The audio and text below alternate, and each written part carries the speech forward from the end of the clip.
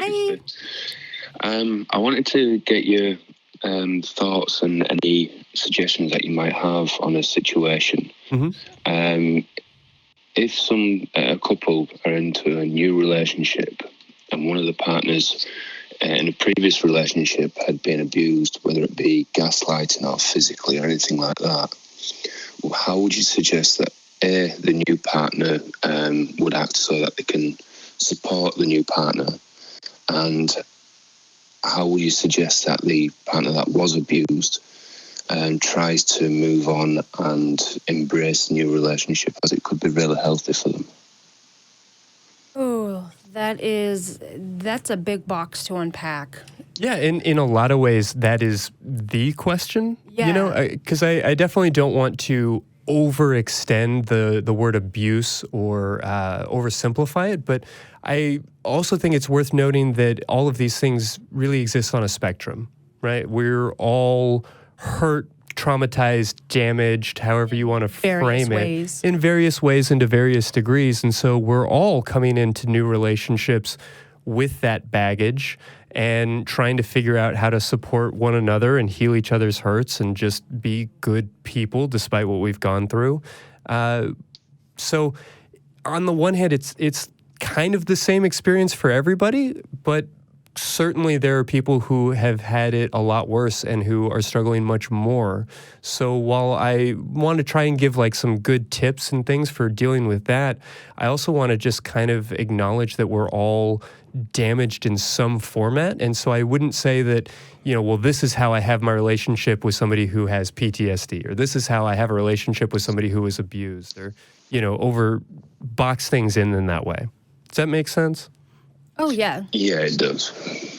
That being said, would you, because of the way that Christy phrased his answer, could you elaborate on maybe what type of trauma this person might be experiencing, so we can kind of help, narrow down?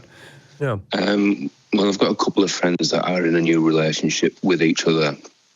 One of them, in early teenage, well, preteen as well, had a serious sexual assaults done against them. Mm-hmm. And then moving forward into like late teens, early 20s, had a physically abusive partner who was also into the gaslighting, all the psychological torment that goes along with that. So there is severe PTSD involved, and they don't know how to open up to the new partner, and the new partner also doesn't know how to support them, especially at difficult times when certain abuses first started happening and things like that. And they just feel like they're in the way and numb and things like that. Yeah, that type of early and then chronic abuse can really shape somebody's personality. How do you handle that kind of thing? Hey, that's a great question. I think when someone is really dealing with PTSD, so, very severe trauma, and the trauma has impacted their life in terms of how they interact with other people and their beliefs and how they interact with the world, I think at that point, really doing therapy is necessary to kind of get back the life that they deserve. From a psychiatric standpoint, medications can also help, but people who have been traumatized like that, really being able to work through that trauma and the way that they interact with people tends to be the most effective way. And it's hard supporting people through that. So it's not an easy journey. And to be in a relationship with somebody who has been traumatized means that you really kind of have to be understanding and meet them where they're at and helping them get through it. And to her point, I want to say this isn't like a one conversation and done thing. This is a long-term therapy situation.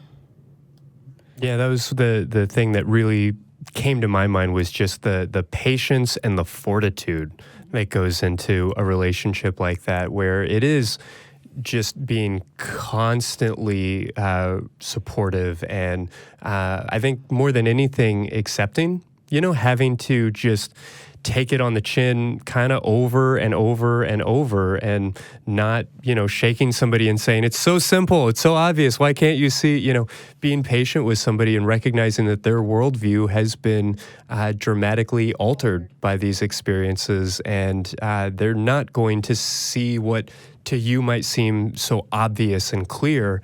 And it's going to take just incredible amounts of patience to slowly change that perspective, which is exhausting oftentimes. And somebody who's in that type of relationship can get really worn out. And not only that, but people who have been abused often are put in positions where they feel they have to fight back. And so they can become abusive towards a partner who is nothing but wonderful to them, just out of a sense of desperation and experience and practice, I guess. And I will speak from experience. When we're talking about a long journey, I have been seeing a wonderful therapist for about 2 years now. And I am definitely further along than I was even a year ago. I am a completely different person in a good way. But my journey's not done, and I recognize that. And it's been 2 years. So I think the most important thing is to fully grasp how long this journey truly will be. Okay. Patience and understanding sounds like the advice that's being given. Mm-hmm. Very much so. Yeah, and everything that goes into preparing yourself for that. In order to be patient, in order to just be forgiving and to keep going, you got to make sure you're eating well, you're sleeping well, you're taking exercising. Care of yourself. Yeah, you're having fun, you're going out, you're doing the things that you need to do in order to have the strength and energy to do that kind of thing, because it can become a full-time job, which is too draining to take on. Yeah, that's something I'll definitely need to pass on to at least one of them. Healthy eating. Yeah, it's amazing how simple making sure to eat 3 to 5 times a day, sleep, 7 to 9 hours a day, working out 2 to 3 or 4 times a week. I mean, that simple recipe can solve, I don't know, maybe 50% of the types of things people come into a psychiatrist or definitely counselor's office for. Yeah, so that's the place to start. That's the low-hanging fruit. And then from there, just whatever else you need to keep the lights on. Patience, love, and support. Mm-hmm. Cool. Well, thank you for your input and giving what sounds like common sense advice that I'm surprised people haven't thought about. Just mention it to them previously. Well, anything we can do, and if you have questions later about it, let us know. To be honest with you, what I'll do is I'll actually try and get them to call on themselves so they can give a more in-depth description of what's happening. Sure, that would be great. They do watch the show now, but they don't have the confidence to ring up just yet. Sure. Well, and as Kristin said, getting into a therapist's office feels pretty vital, maybe even talking to a psychiatrist in that process. But yeah, we'd love to speak to them as well if there's anything we can do. So thank you so much for calling in. Yeah, thank you. No worries. Thanks for taking the call. We'll talk to you later. We will. Bye. On Discord. Yes, Pinesnake is one of our wonderful volunteers. He does so much. So yes. Moderating our Discord channel in addition to some other things, which I guess just serves as a great reminder that as proud as we are of this show, it of course is part of the Atheist Experience Network, which is just another part of the ACA with the newsletter and Discord and Facebook and all of these great places. So in addition to calling this show, here it is. The number on your screen is 512-686-0279. Because we would love to continue to hear your questions as we continue the interview, but also checking out some of the other things that the ACA has to offer.